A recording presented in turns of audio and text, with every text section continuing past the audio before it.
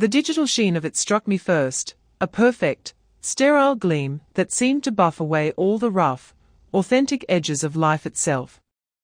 It was a photograph, of course, a family photograph, prominently displayed on my son James's social media page, a cheerful announcement of their updated family portrait, just in time for the holidays.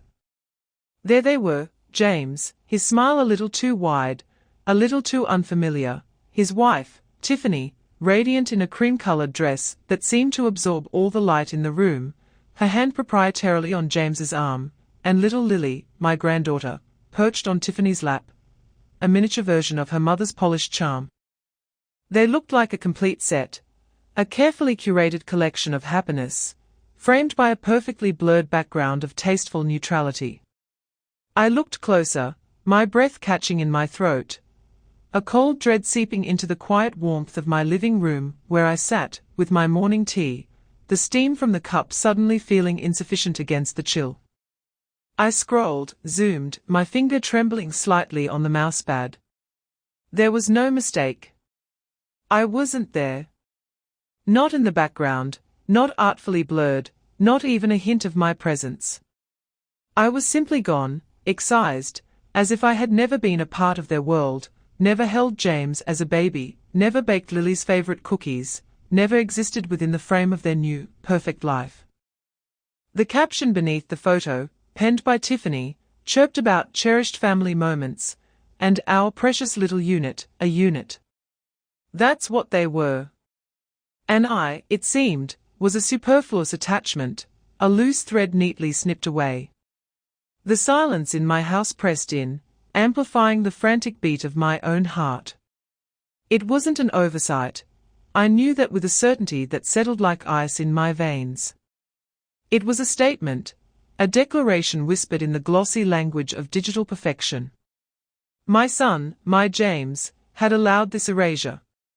The tea grew cold, its delicate bergamot scent now tinged with the bitter taste of betrayal. I thought of all the other photographs, the ones tucked away in albums, fading at the edges, filled with genuine smiles and awkward poses, photographs where I was undeniably present, a cornerstone of the memories they held. This new image felt like a deliberate rewriting of history, an attempt to create a narrative in which I played no significant role, or worse, no role at all. The pain was a sharp, physical ache, a hollowness that echoed the empty space where I should have been. It was a profound and quiet violence, this act of digital disappearance, and I knew, with a sinking heart, that it was only the beginning of understanding the new landscape of my relationship with my son and his carefully constructed family. The polished surface of their happiness seemed to mock the rawness of my grief, the quiet dignity I had always tried to maintain now feeling like a fragile shield against a calculated blow. The festive cheer they projected felt like a personal affront, a garish celebration of my exclusion. The house, my sanctuary of so many years, suddenly felt cavernous, each room echoing with the silence of my perceived obsolescence. The initial shock had subsided, leaving behind a heavy sediment of sorrow and a disquieting clarity. I moved through the familiar spaces, my reflection in the polished surfaces of furniture seeming more ghost-like than usual. The scent of beeswax and old books, usually a comfort, now felt like a reminder of a past that was being actively unwritten by those I held most dear. James. My son. How could he stand by, smiling that vacant smile, while Tiffany orchestrated this meticulous pruning of the family tree? I remembered her subtle remarks, her polite but firm suggestions that perhaps I shouldn't visit so often, that Lily needed a consistent routine which, apparently, didn't include her grandmother quite as frequently. Her words, always cloaked in concern, now revealed the steely intent. They were not suggestions, they were edicts, softly delivered but ruthlessly enforced. I recalled a conversation, a few weeks prior, about holiday plans. Tiffany had been vague, her eyes darting towards James for support, a silent ballet of unspoken agreements passing between them. "We're thinking of something small, intimate this year, Eleanor," she'd said, her voice smooth as silk. Just us, just us. The phrase now resonated with a chilling finality. The family portrait was the visual confirmation of that exclusive us. My mind replayed countless memories. James's first steps, taken towards my outstretched hands. His tearful face, when he fell from his bike, my arms his immediate solace. The pride in his eyes at his graduation, my cheers the loudest in the crowd. Had all that been so easily forgotten, so readily discarded? The photographs in my mind were vivid, infused with the warmth of genuine connection, a stark contrast to the cold, curated image that had wounded me so deeply. I didn't call him. What would I say? Accuse him? Plead for inclusion? The thought itself felt demeaning. My dignity, though bruised, was still intact. Instead, I wandered into the spare room, the one that housed boxes upon boxes of memories, letters, drawings, and yes, countless photographs. Not the posed, professional kind, but the candid snapshots of life lived, messy and real. There was a faded Polaroid of me teaching a tiny James to bake, flour dusting both our noses. Another of him, a gangly teenager, attempting to look cool while I hugged him at a school play. These were the fragments of our shared history, tangible proof of a bond one had believed unbreakable. The betrayal wasn't just in the exclusion, it was in the denial of this history, this truth. It was an attempt to render me invisible, to silence the stories only I could tell, the memories only I held in such vivid detail. The quiet hum of the refrigerator from the kitchen seemed to tick like a clock, measuring out the slow, painful realization that the family I knew, or thought I knew, was perhaps a figment of my own loving imagination, easily photoshopped out of existence when a more convenient narrative was desired. A peculiar sort of calm began to settle over me in the days that followed, not peace, but a quiet resolve hardening around the raw edges of my hurt. The sting of the perfect, exclusionary photograph hadn't faded, but it had transformed, alchemizing from pure pain into a determined, almost cool, focus. I found myself drawn back to the spare room, to those boxes brimming with the unfiltered past. As I sat on the floor, the scent of old paper and fading ink a familiar comfort, an idea began to take root, not as a plot for revenge, but as an act of preservation, of reclamation. If they were to curate their history, then I would curate mine. Not a history of posed smiles and strategic omissions, but a testament to the truth, to the myriad moments that constituted a life, a family, in all its imperfect, glorious reality. I would make my own album. An album of real memories. The thought, once it formed, felt like the only logical response, a quiet act of defiance against the silent, glossy dismissal. It wouldn't be for them, not really.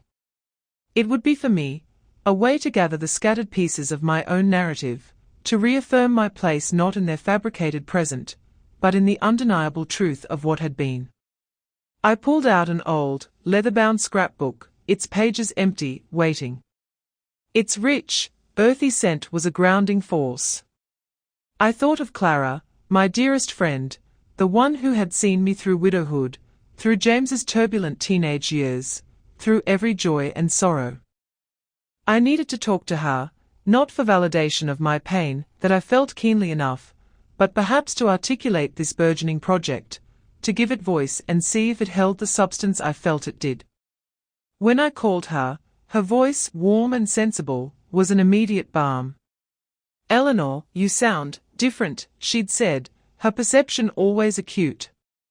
I invited her for tea, the ritual a small anchor in the shifting tides of my emotions. As I laid out the delicate porcelain cups, the ones my own mother had cherished, I felt a flicker of the woman I used to be, before this subtle campaign of erasure had begun. The album idea was more than just pasting pictures. It was about crafting a narrative, my narrative, using the authentic materials of my life. It was a quiet rebellion, fought not with angry words, but with the undeniable weight of truth, bound in leather and filled with the genuine echoes of laughter, tears, and love. This wasn't about matching their cruelty, but about rising above it with a dignity they clearly didn't understand. The process, I sensed, would be a journey in itself, a way to sift through the past and find not bitterness, but a renewed sense of self, a self that was whole and valuable, regardless of who chose to include her in their frame. The task of gathering was a pilgrimage into the heart of my own history, each unearthed item a station along the way. I opened boxes that hadn't seen the light of day for years, releasing the faint, sweet scent of time itself. There were James's first shoes, bronzed and heavy, a testament to tiny, determined steps. I found a lock of his baby hair, spun gold, still soft as silk, tucked inside a small, velvet-lined box. Letters he'd written from summer camp, full of boyish bravado and misspelled words, complaining about the food, but secretly thrilled with the adventure.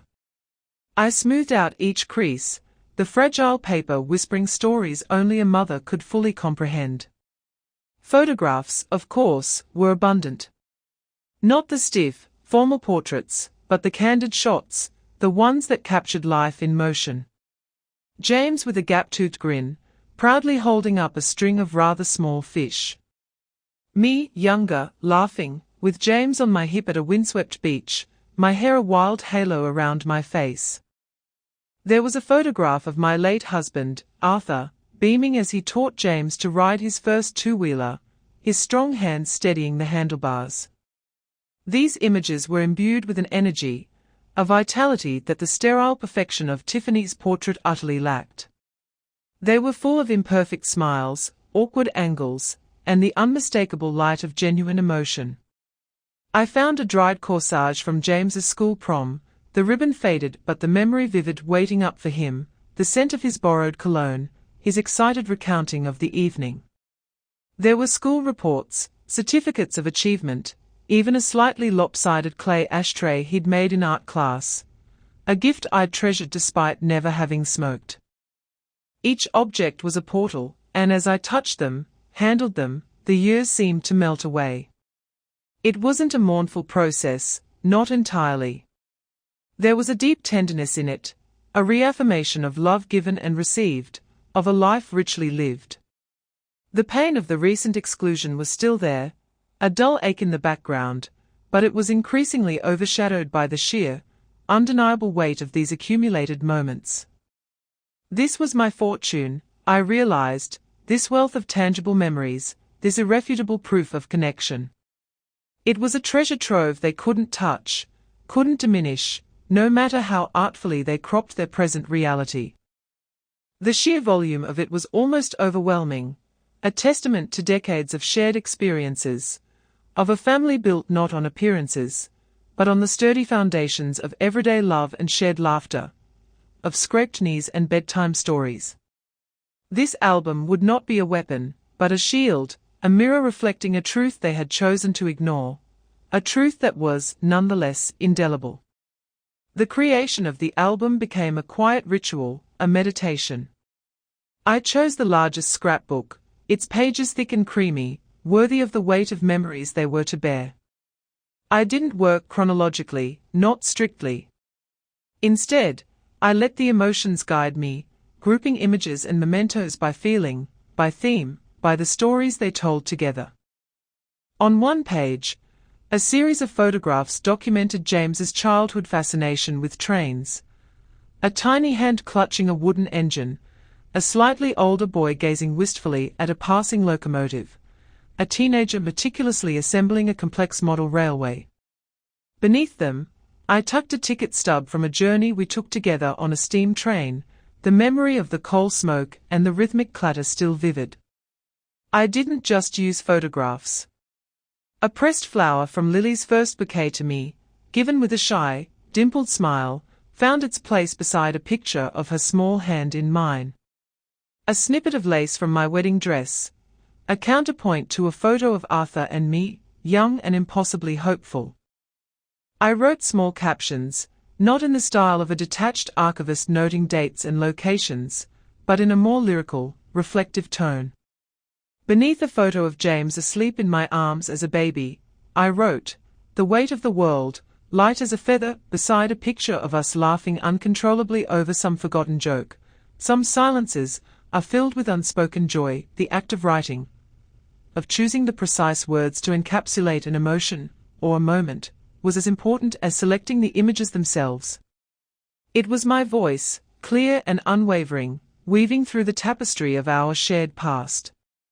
I used archival quality adhesive, ensuring these treasures would last. I handled each item with a reverence born of love and a newfound sense of purpose. This was not just a collection of ephemera, it was an assertion of truth, an act of quiet defiance. The album grew, page by page, into a rich, textured narrative. It spoke of continuity, of deep roots, of a love that had weathered storms and celebrated countless small victories. There were no airbrushed smiles here, no carefully curated perfection. There was life in all its messy, beautiful, unpredictable glory. And in every image, on every page where it was chronologically appropriate, I was there. Not as an afterthought, not as a peripheral figure, but as an integral part of the story, a constant presence, a loving heart. The process was profoundly therapeutic. With each memory I preserved, I felt a piece of myself being restored, a quiet confidence returning. This album was my truth, and it was beautiful, far more beautiful than any single, sterile photograph could ever be. It was a testament to the invisible threads that truly bind a family, threads that could not be snipped away by malice or ignorance. Clara arrived on a crisp autumn afternoon, the scent of wood smoke clinging faintly to her woolen scarf. I had tea ready, a robust Darjeeling, and a plate of the ginger biscuits she particularly loved. The album lay on the coffee table, its rich leather cover gleaming softly in the afternoon light. I felt a tremor of nervousness, not because I doubted Clara's understanding, but because sharing this felt like bearing a very private part of my soul. "So," she said, her eyes kind as she settled into the armchair, "this is the project you've been so diligently working on." I nodded, my throat suddenly tight. It's my answer, I suppose. To being uninvited from the family portrait, I opened the album, and as I turned the first few pages, a comfortable silence fell between us, punctuated only by the soft rustle of the thick paper, and Clara's occasional soft murmur of recognition, or appreciation. She didn't interrupt, didn't offer platitudes.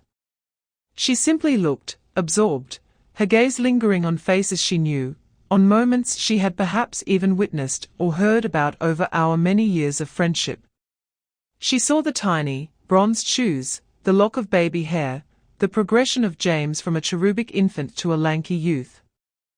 She paused at a photograph of Arthur and me, taken on our 25th anniversary, a rare moment of us both looking directly at the camera, our smiles reflecting a deep, quiet contentment. "Oh, Eleanor," she whispered, her voice gentle, this is extraordinary," we continued, page after page. She chuckled at a picture of a mud-covered James after an ill-fated attempt to build a dam in the local creek. Her eyes softened at a letter from my mother, written in a spidery, elegant hand, full of everyday news and enduring affection. When we reached a section dedicated to Lily's early years, photos of me cuddling her, reading to her, her chubby fingers grasping mine, Clara reached out and placed her hand briefly on mine.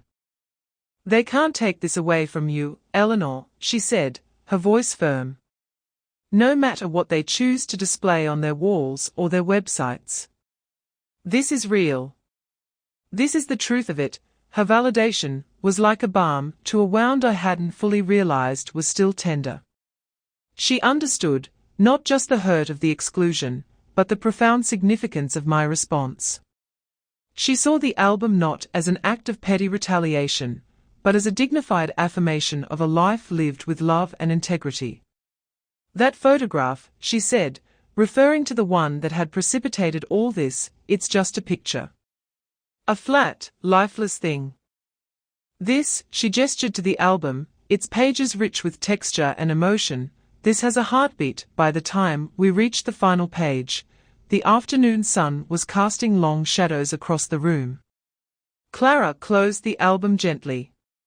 "You've created something incredibly powerful here, Eleanor," she said. "More powerful than you perhaps realize. It's not just your history, it's a lesson in what truly matters." Her words resonated deeply, settling into the quiet spaces of my heart.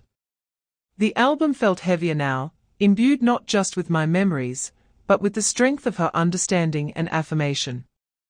The encounter, when it came, was predictably awkward, almost mundane in its unfolding, yet charged with an undercurrent of unspoken truths. It was Lily's 4th birthday, an occasion I wouldn't dream of missing, despite the chill that had settled between her parents and me. I arrived at James and Tiffany's house, gift in hand, determined to focus solely on my granddaughter. The party was in full swing, a chaotic symphony of shrieking children and brightly colored balloons. Tiffany, ever the gracious hostess, greeted me with a smile that didn't quite reach her eyes, a carefully constructed veneer of politeness. "Eleanor, so glad you could make it." Her voice was a little too bright. I had left my large handbag, which contained the album, on a side table in their hallway, slightly out of the main thoroughfare, but not entirely hidden. I hadn't planned for them to see it, not consciously, but perhaps some part of me knew that truth, like water, often finds its own level. It was Tiffany who noticed it first. During a lull in the party games, as children were momentarily subdued by cake and ice cream, she wandered into the hallway, perhaps to retrieve something. I saw her pause, her head tilting with curiosity as she spotted the rich, unfamiliar leather of the album. She picked it up, her perfectly manicured fingers tracing its embossed title, which simply read "Our Story." A small, almost imperceptible frown creased her smooth forehead. She opened it. I watched from the doorway of the living room, a strange calmness enveloping me. Her expression shifted as she turned the first few pages. The polite curiosity morphed into a flicker of something else, surprise, perhaps, then a dawning discomfort. Her eyes, usually so adept at conveying composed interest, now darted across the images, lingering on the candid shots of me with a younger James, with a baby Lily. The silence from the hallway seemed to grow, pressing against the cheerful din from the party. She didn't delve deep, perhaps she didn't dare, or perhaps a cursory glance was enough to convey the album's profound counter-narrative to her own carefully curated version of family. She closed it quickly, almost abruptly, placing it back on the table, as if it were unexpectedly hot to the touch. Her cheeks were tinged with a faint pink. She looked up, her gaze meeting mine across the distance. There was no accusation in my eyes, no triumph, merely a quiet observation. Her smile, when she attempted it, was brittle. "Oh," she said, her voice a little strained, "you've brought some old photos." The dismissal was palpable, an attempt to diminish its significance, to categorize it as mere nostalgia, irrelevant to the glossy present. I simply nodded, offering no explanation, no defense. The album, I knew, spoke for itself, its silent testimony far more eloquent than any words I could have uttered. The air between us crackled with the unspoken, the weight of images seen and truths unacknowledged. James found the album later, after most of the party guests had departed and Lily, exhausted and sugar-fueled, had been whisked off to bed. I was helping clear away some wrapping paper, a quiet offer of assistance that Tiffany had accepted with a curt nod. He came into the living room, the album in his hands, his expression unreadable. He didn't look at me immediately, his gaze fixed on the leather cover, as if it held some complex, unsolvable puzzle. "Mom," he began, his voice low, hesitant. "Tiffany mentioned, she said you brought this." He finally looked up, and I saw a flicker of something in his eyes, guilt, perhaps, or confusion, maybe even a sliver of the old affection I remembered so well. I simply met his gaze, my own calm and steady. "Yes, James." I did. He opened it, more slowly than Tiffany had, his large hands turning the pages with a strange sort of reverence, or perhaps apprehension. I watched him as he journeyed back through his own life, through our shared life. I saw his shoulders tense as he lingered on photographs of his father, of family holidays long past, of moments he had perhaps forgotten, or chosen to forget. His carefully constructed composure seemed to waver. Unlike Tiffany's quick, dismissive glance, James seemed compelled to look, to truly see what lay within those pages. The silence stretched, thick and heavy, broken only by the rustle of the pages. He paused for a long time on a photograph of me holding him as a newborn, my face alight with a fierce, tender love that even the faded print could not diminish. When he finally spoke, his voice was rough with an emotion I couldn't quite decipher. "There are so many." It wasn't an accusation, more a statement of day's discovery. "Yes," I replied softly. "Life is full of moments, isn't it?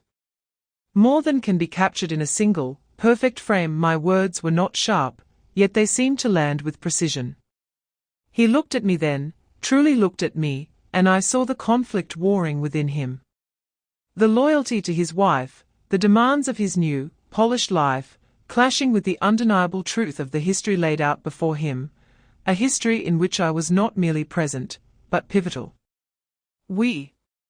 Tiffany didn't mean to. The family photo, Mom, it was just, he trailed off, unable to articulate a defense that could stand against the quiet, powerful evidence in his hands. "It was an image, James," I said, my voice gentle but firm. "This," I gestured to the album, "is a story. Our story. One that can't be erased, no matter how hard one might try to crop it." He closed the album, his movements slow, deliberate. The polished confidence he usually wore seemed to have been stripped away, leaving him looking younger, more vulnerable, more like the son I remembered. He didn't apologize, not in words.